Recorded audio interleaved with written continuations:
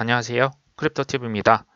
이번 시간에는 올 9월, 10월, 11월 뒤로 갈수록 대공황이 찾아올 것을 대비해서 재고를 쌓아놓을 물류창고, 지금 매입을 고려 중인 캐나다 억만장자죠. 케빈 오리어리, 그리고 일론 머스크 역시도 주주총회에서 1년간 대다수 기업이 파산할 것이다 라고 얘기를 했는데요.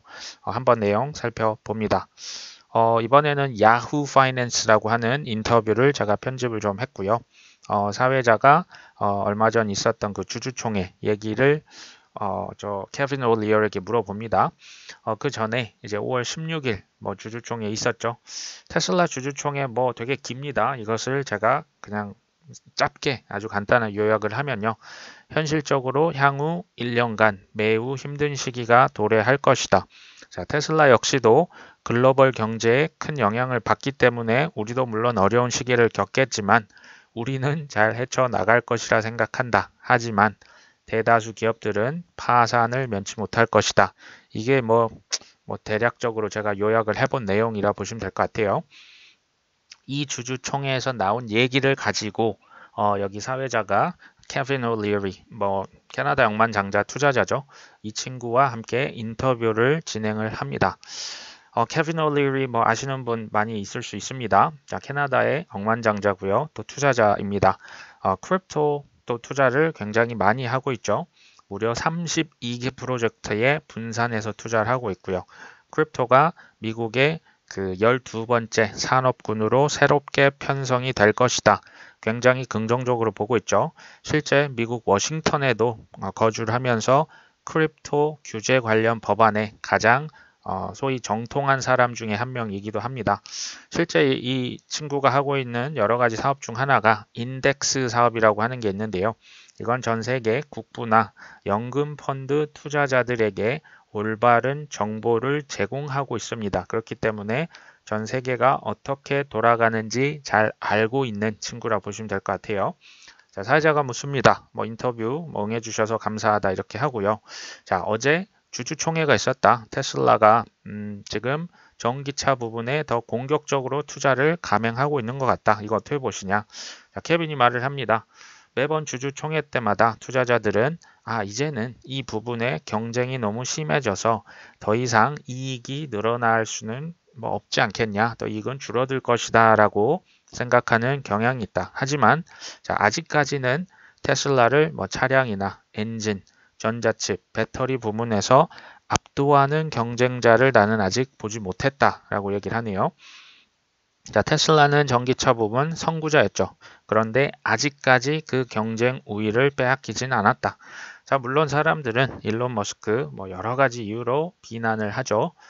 특히 정치적으로 편향된 어떤 그 얘기를 하다 보면 당연히 미움을 받겠죠. 하지만 전기차는 뭐 살래? 라고 물어보면 대부분 사람들은 테슬라라고 답을 합니다.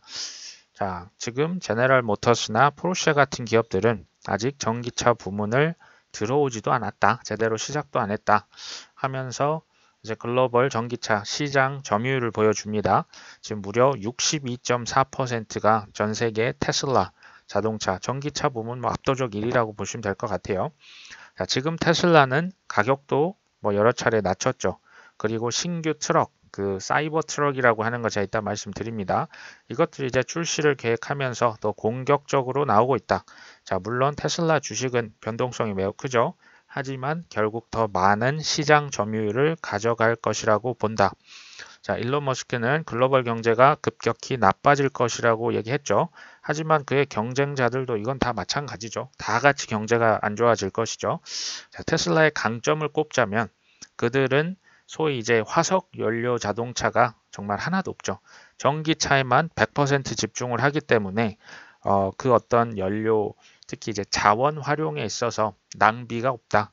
더 훨씬 효율적으로 회사를 경영하고 생산성의 향상이 그래서 가능할 것이다 라고 장점을 꼽습니다.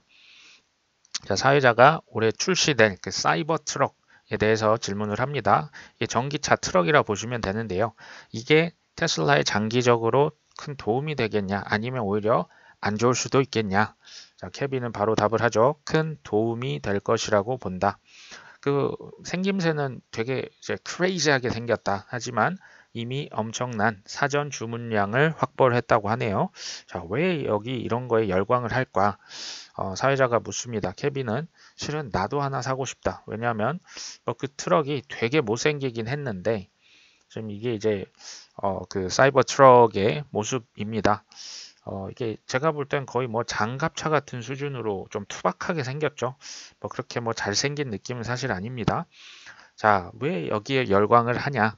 그건 마치 탱크를 운전하는 것 같은 큰 재미를 선사해 주기 때문이다. 사실 뭐 탱크는 아니다. 뭐 운전하는데 죄책감도 없지 않냐? 이건 농담이고요. 자, 그리고 내부 공간이 엄청 넓다. 한 번쯤 소장 욕구를 불러일으키는 것이다. 자, 못생긴 것을 재밌는 것이다 라고 하는 뭐 그런 발언도 합니다. 이게 잘생긴 건 아니죠. 이제 못생긴 자동차인데 뭐 사람들이 재미로 사는 것 같기도 하다. 근데 이제 솔직히 하나의 이건 좀 약간 시크릿인 것 같지만 이걸 공개를 하면 난 이미 그 트럭 기술을 제공하는 기업의 투자자들을 다수 확보했다. 이미 이 지금 차량 그 기술에 투자하겠다는 투자자들이 줄을 서고 있다는 거죠. 그들은 왜 투자를 결정했을까? 수요가 엄청나기 때문이다. 돈이 되기 때문이다. 자, 또 하나 재밌는 건 이 트럭들을 길에서도 운전하지만 길 밖에서도 운전을 할 수 있다는 사실이다. 그러니까 사회자는 이 트럭이 미국 말고 뭐 다른 세계에서 다른 지역에서도 잘 팔릴 수가 있을까? 근데 이제 케빈이 개인적 얘기를 하죠. 나는 아직 F150을 보유하고 있다. 이걸 제가 찾아보니까 그 미국 내 포드 자동차 회사의 트럭입니다. 근데 이건 전기차가 아닙니다. 자, 그럼 트럭 뭐 바꾸신다는 얘기인가요? 아니요. 아직은 아니지만 뭐 시도할 가치는 있겠죠. 이게 이제 2019년부터 테슬라 사이버 트럭이 나온다고 얘기를 계속 나왔지만 지금까지 뭐 여러 가지 이유로 지연이 되고 있습니다. 자, 보시다시피 포드사의 150은 이건 그냥 그 휘발유로 들어가는 자동차죠. 자, 왜냐하면 지금 포드 150을 운전하는 것은 당신의 거실을 운전하는 것과 비슷하기 때문이다. 그만큼 넓고 실내가 조용하다라고 하는 얘기입니다. 그래서 포드 F의 150은 가장 발전된 픽업 트럭이고 이에 대한 수요가 많다. 하지만 나는 아직은 그 전기 버전의 픽업 트럭으로 옮겨가고 싶은 마음은 들지 않는다. 왜냐하면 아직은 배터리 문제도 있고요. 또 날씨가 좀 추워지면 성능이 떨어지겠죠. 그래서 아직은 좀 전기차가 꺼려지는 것은 사실이다 라고 솔직하게 얘기를 합니다. 자, 근데 여기에서 그 지난번 주주총회에서 굉장히 흥미로운 사실 한 가지는 뭐였냐? 나는 이 사이버 트럭에서 아주 마진이 높을 것으로 생각을 한다. 영업이익률이 높을 것으로 생각한다. 자, 테슬라는 픽업 트럭을 론칭을 그러니까 이제 발표한 이후부터 생산 원가가 타사 대비 10에서 12%가 더 낮다는 거죠. 그러면 당연히 이익은 더 올라가겠죠. 자, 사회자가 묻습니다. 요즘 뭐 경제가 안 좋아진다, 뭐 말들이 많죠. 그렇기 때문에 이런 차량을 사는데 소비자들이 뭐 내 생각에는 좀 많이 망설일 것 같기도 한다. 뭐 어떤 거 같냐? 이렇게 얘기를 합니다. 자, 자동차 제조 기업들 사실 차 가격을 이미 수차례 할인을 했죠. 더 큰 시장 점유율을 가져가고자 하는데 하지만 테슬라는 차량 광고에 돈을 한 푼도 쓰지 않았다. 무슨 얘기인지 봤더니 일론 머스크는 전 세계 글로벌 네트워크를 지금 무료로 사용하고 있죠. 그게 뭡니까? 그게 바로 트위터라고 하는 겁니다. 자, 트위터에서 계속 테슬라와 스페이스X 우주선 만드는 기업이죠. 거기를 홍보하고 있죠. 뭐 전 세계 사용 인구가 뭐 7억 명인가 어마어마하죠. 자, 그래서 일론이 본업에 충실하지 못한다는 비난도 나오는 거 아니냐. 케빈이 뭐 말을 하죠. 얼마 전 트위터 CEO 새로 이렇게 바뀌었다. 지금 온갖 비난과 법정 소송 구설수에도 일론 머스크가 큰 생산성을 유지할 수 있는 이유가 뭐냐? 그는 배트맨이기 때문이다. 뭐 농담인지 진담인지 모르겠습니다. 자, 그는 무엇인가를 숨기는 대신에 모두 투명하게 공개를 하죠. 그렇기 때문에 테슬라와 스페이스X 뭐 이런 데 투자를 하는 것은 그만큼 더 큰 변동성에 투자하는 것이기도 하다. 일론 머스크가 이제 배트맨이다라고 뭐 우스갯소리로 하는 것 같아요. 자, CNBC 인터뷰를 제가 나중에 또 이거 소개를 드릴 텐데 나는 돈이 되든 안 되든 너희들이 반대 운동을 하든 말든 나는 그냥 내가 하고 싶은 말 다 할 것이다. 뭐 세계에서 제일 부유한 사람이니까 이런 말도 할 수 있는 것 같습니다. 또 하나 이슈가 뭐가 있었냐? 원격 근무에 대한 것이 하나가 있었는데요. 긴 스토리를 좀 짧게 말씀드리면 원격 근무는 결사 반대합니다. 일론 머스크는 사무실로 돌아오라는 거죠. 자, 일론 머스크는 원격 근무에 대해서 반대 의견이다. 동의하냐? 자, 케빈 올리어리는 나는 일론 머스크와 반대다. 원격 근무가 대세가 될 것이다 라고 얘기를 하죠. 자, 일론 머스크는 테슬라나 스페이스X 수천 명의 엔지니어와 함께 일을 하죠. 근데 그가 원격 근무를 싫어하는 데는 이유가 있다. 왜냐하면 그는 새로운 기술을 디자인하는 단계부터 그들이 내 옆에 있었으면 하길 바라기 때문이다. 자, 이제 일론 머스크 성격 까다롭기로 유명합니다. 하지만 엔지니어링이라고 하는 부분은 여러 산업 중에 그냥 하나에 불과한 거죠.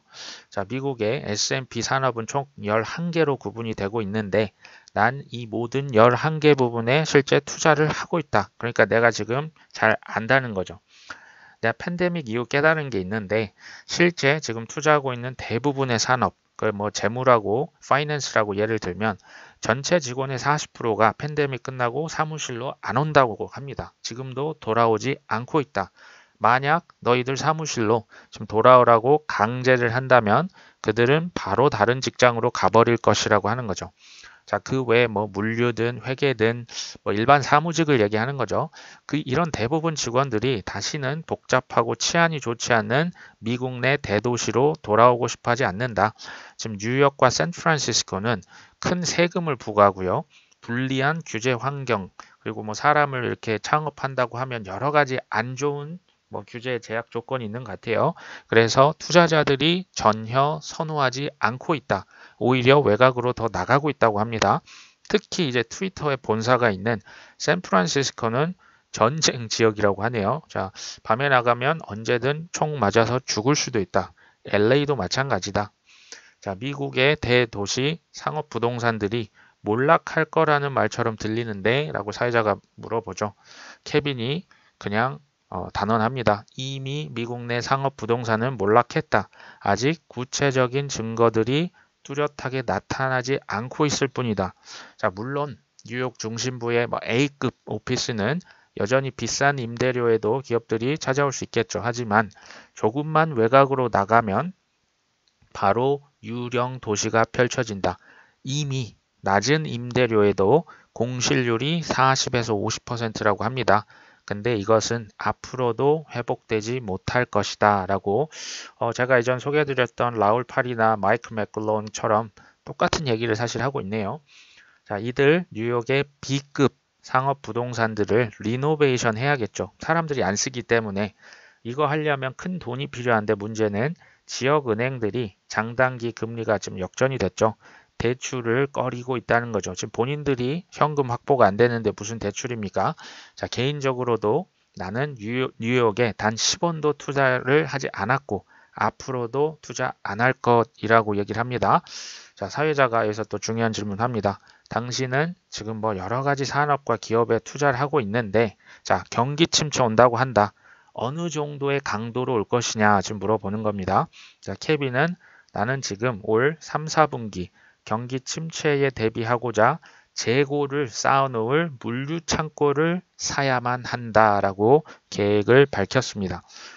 나는 투자자로서 돈을 잃지 않기 위해 경기 침체의 속도, 강도를 정확히 예측해야만 한다. 왜냐하면 이 물류 창고라고 하는 것은 사실 임시 방편인데 여기에 나는 너무 큰 돈을 쓰고 싶지는 않기 때문에 그 강도와 세기를 내가 맞춰야 한다. 하지만 아직까지는 경기 침체의 징후가 뚜렷하게 나오지는 않고 있다. 그래서 지금 어렵다는 거죠. 사실 근데 더 걱정스러운 건 뭐냐? 이제 중소기업들, 직원이 5명에서 500명 규모, 이 중소기업들의 더 이상 자금 대출이 어렵다는 거죠. 더 정확히는 대출이 지금 불가능하다. 자, 중소기업이 대출이 안 되면 어떻게 될까요? 경기도 나빠지고 직원도 잘라도 더 이상 안 되면 기업이 당연히 파산을 하겠죠. 이건 어떤 경제학자는 신용 파괴 후 원리라는 표현을 씁니다. 은행들이 파산하고요. 그렇기 때문에 영업을 하면 할수록 손해니까 대출을 당연히 안 하겠죠. 여기서 이제 제가 질문을 던져보고 싶은 건 이거죠. 결국 뭐 경기 침체 온다고 말들이 많습니다. 자, 첫 번째. 저는 크게 두 부류로 나뉜다고 봐요. 첫 번째는 준비되지 못한 자죠.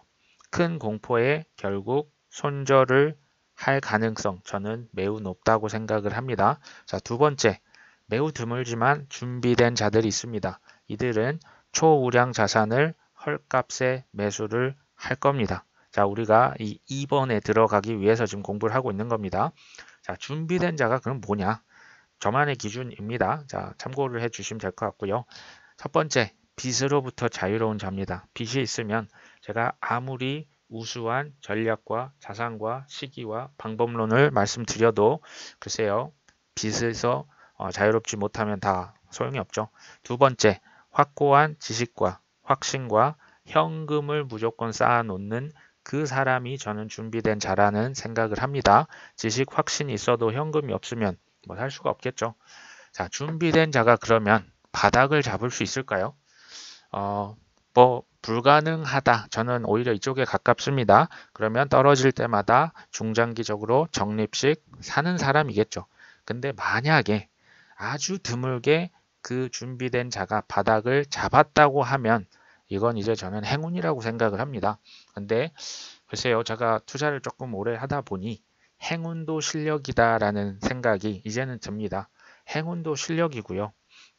자기가 계속 준비를 해왔다면 언젠가 그 행운이 올 수도 있지 않을까요? 자, 오늘 방송은 여기까지 합니다. 끝까지 시청해 주셔서 감사합니다.